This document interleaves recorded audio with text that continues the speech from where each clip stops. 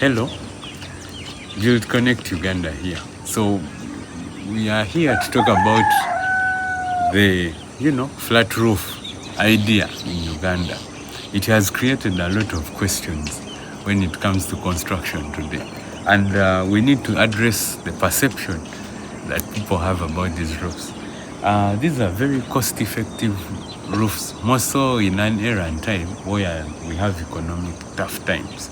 But the challenge to these roofs has been how people make them, which has caused a lot of problems when it comes to leakages and also things like the factor of, noise from iron sheet. So we are going to take this moment to break down how drainage works on a flat roof and the do's and don'ts on flat roof houses if you want to enjoy the cost that you saved and the beauty of box houses or modern roofs.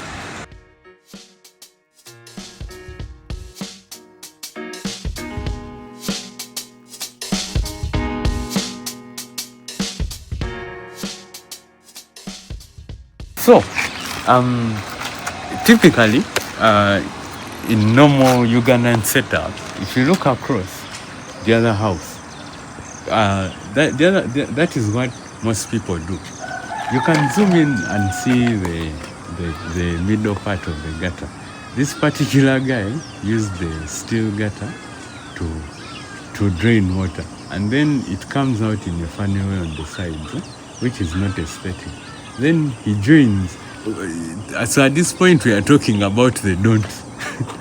Do not use steel gutters because they rust and then they are really hard to come and fix at a certain point in the future. Then the iron sheets have been joined at certain points. So flat roofs tend to have low pitch angles. If you see the other black roof, the pitch there is very high, so it allows for proper water movement. This guy, on the other hand, the choice of iron sheets is good, which is, parallel, not the other ones that look like tiles, because those ones, if you put them at a low angle, which is another don't, do not use those iron sheets for flat roofs or low pitch roofs, because water tends to flow slowly and finds its way into the structure. So this guy used the right iron sheets, but joining them, the joints that you create on those iron sheets calls for water penetration. So those are some of the don'ts.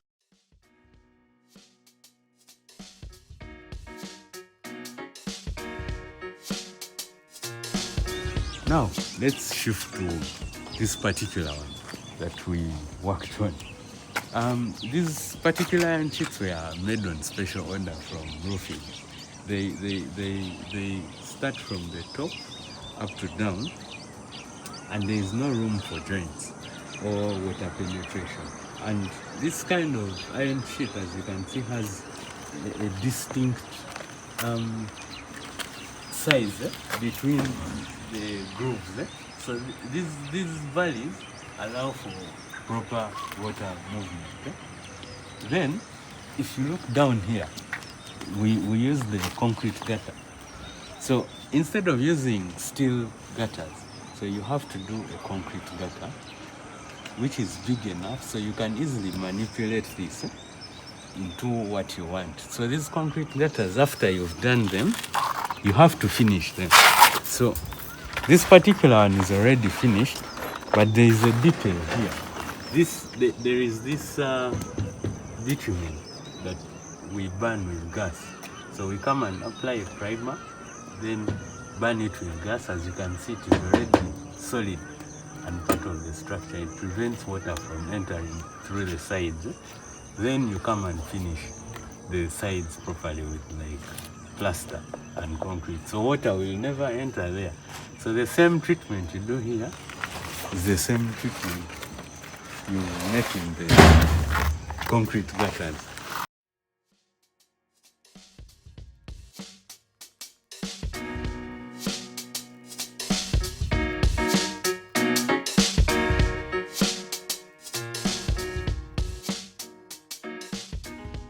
Typically, Roof slabs are the best way of doing flat roofs.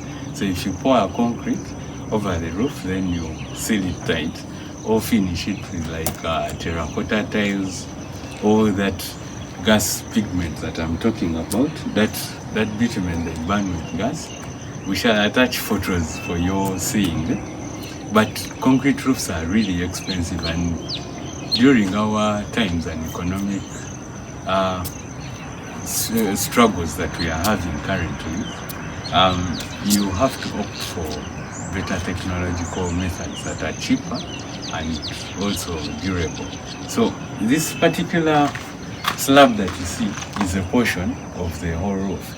So what this has, how this came about is it's a slab, then we treated it with that gas burning, and then added this finishing that you're seeing currently.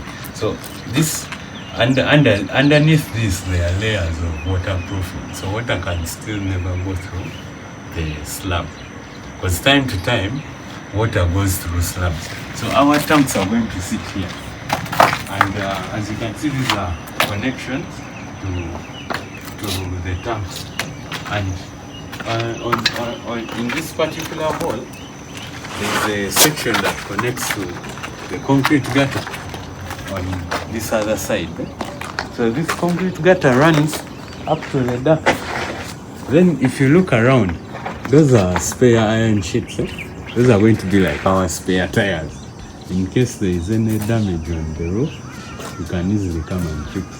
But I want you to look critically at the edges of this roof. There is that water treatment. It looks funny, so we don't mind about that since it's up. It's the technicality of us, the technical people. But that's very crucial to prevent water from passing and entering the side. So here water drives, comes and goes straight up to the other point where it finds the downwater pipe and slopes down. So that you're seeing there is a concrete, it's a duct, it's a water duct. Then another thing we need to talk about is the segmenting of these roofs. When typically how people or designers deal with these roofs is they make this whole thing one.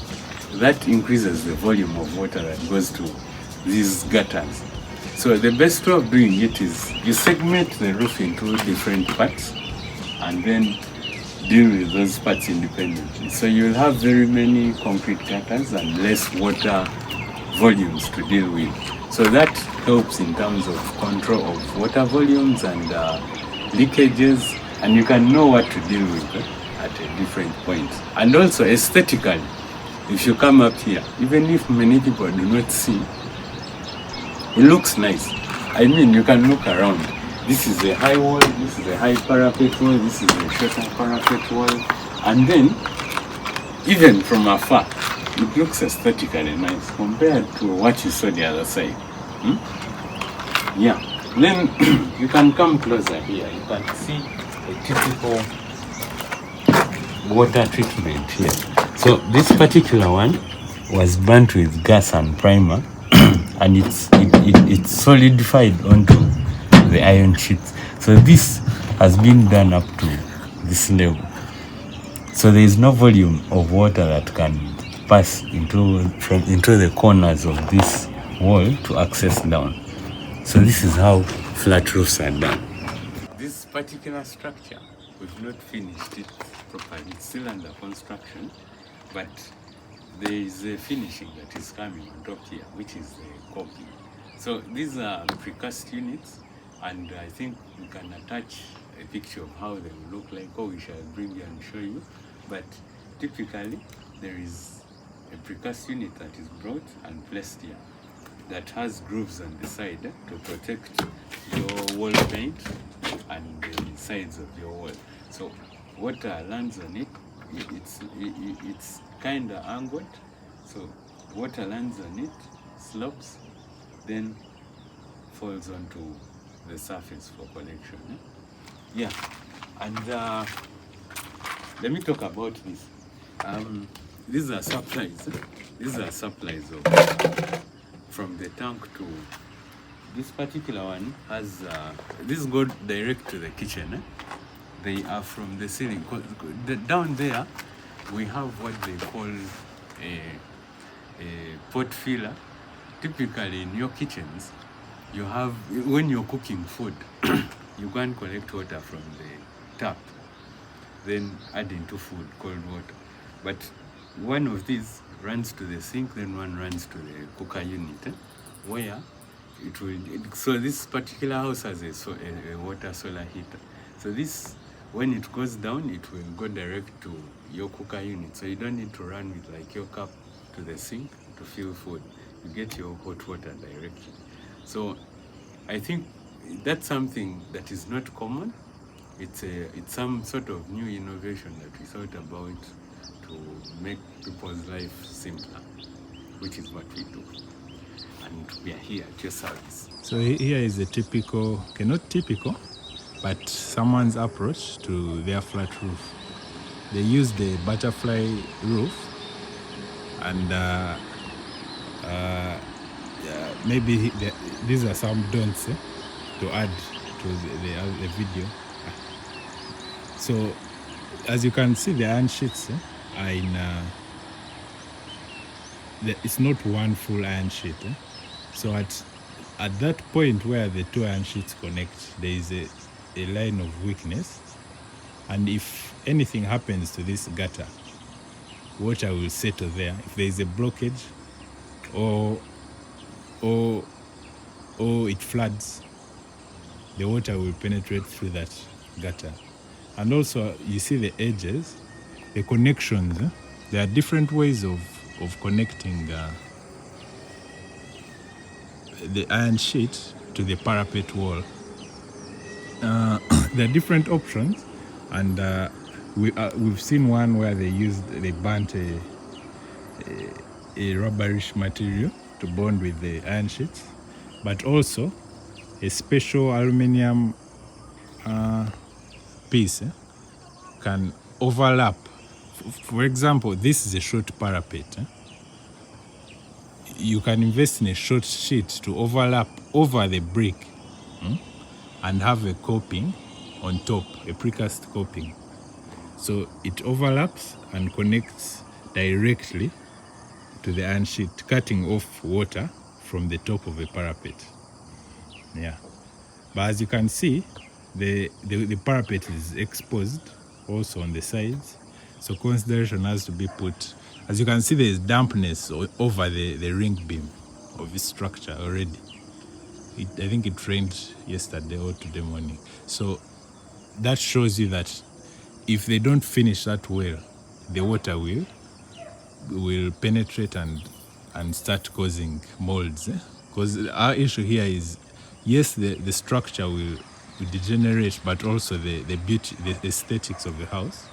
The house gets molds and looks undesirable. Yeah.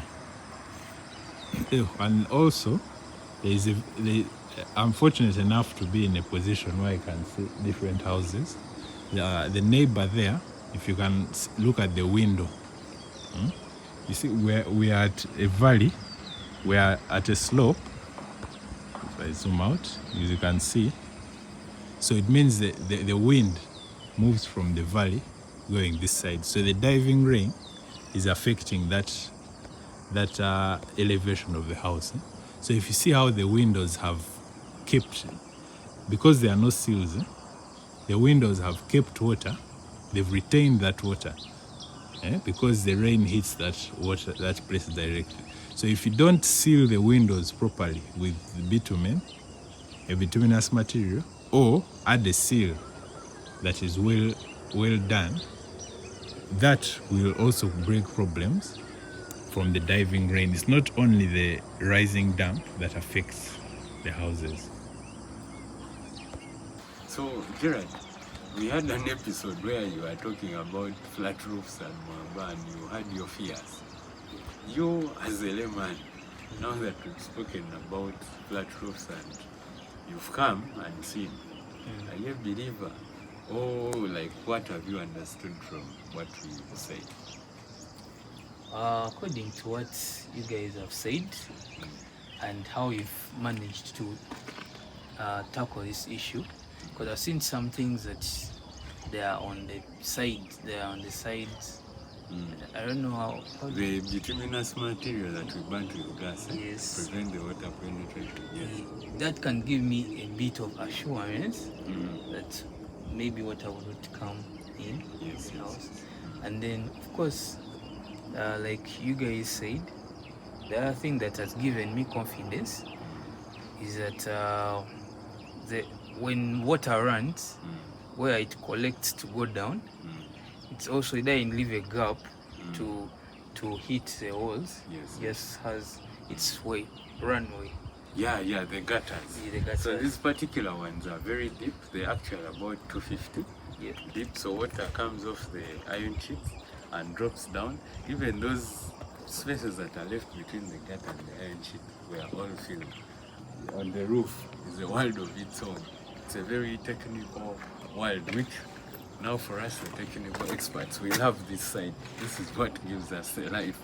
Down there is the living world. So this, and occasionally also, what I advise clients to do is there are people that we've spoken about on this particular show, like Chris, who have what we call the facilities management in their organization. So that people who come regularly, let's say every 2-3 months, to do like cleanup of these gutters and make sure your building has no leakages or any form of dysfunction. And it's not just about flat roofs, it's about even the other roofs that you see. Like you can look at the fisher boots, they're already suffering. And facilities management is what keeps buildings like Acacia Village Mall looking fresh. So it has to be done. And this guy does them at a very subsidized fee. You may think it's a lot, but it's very, very little money. Yeah. So about flat roofs, I think we are going to, this is not the only one that we have dealt on. There are many others, and we shall keep updating you about what it is done. But if you have any problems, you can still contact us and we come and deal with your site. We shall, I think, put the numbers there, or we can give you some of the experts and personalities we use. But for now, that was it from us.